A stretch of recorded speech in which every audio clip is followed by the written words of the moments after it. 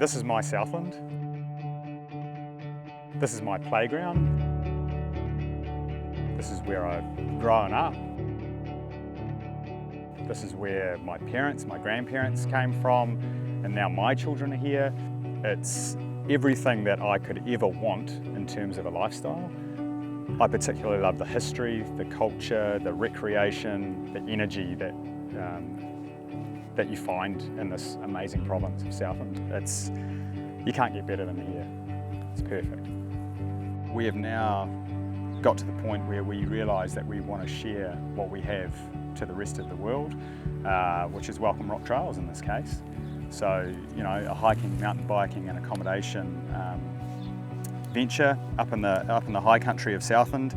It's now open for the world to come and enjoy, and we're loving it. People from all different walks of life, ages, abilities, cultures are coming and experiencing our culture. The vision behind Welcome Rock, I guess, you know, ironically, this started probably 30 odd years ago, but I didn't know it at the time. I always loved spending time over the back of the farm in the high country. The remains of the mud hut, which is a Chinese raceman's gold mining hut. We restored that back in 1990 as part of a conservation project.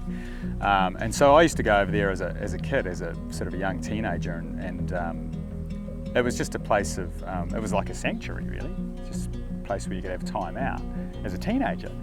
And back then, you know, I'd walk along the water race that these guys had built 120 years ago.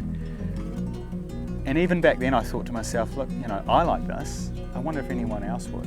I wonder if anyone else would like to come out here and experience this environment, or do these walks, or enjoy the bush or the high country.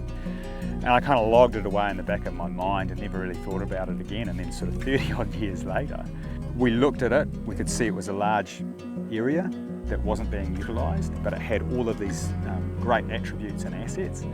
It was a prospect that was incredibly exciting, very challenging.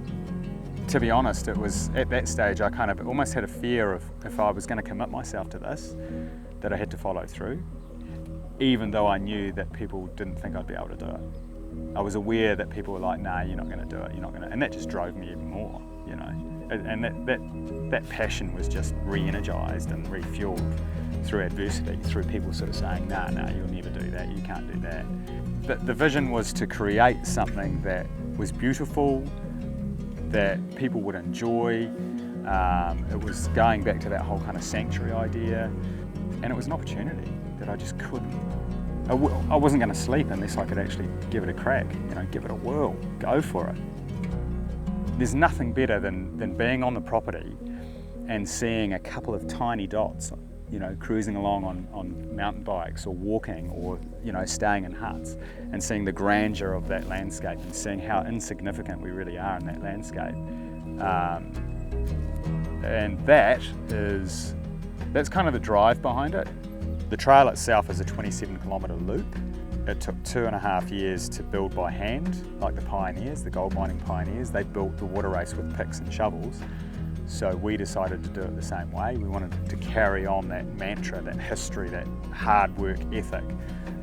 We wanted to be sympathetic to the landscape, and also make it look as if it had been there for 100 years or more. So we think we've achieved that, and people appreciate that when they see it. They go, wow, it took you 5,500 hours to build this track just with a pick.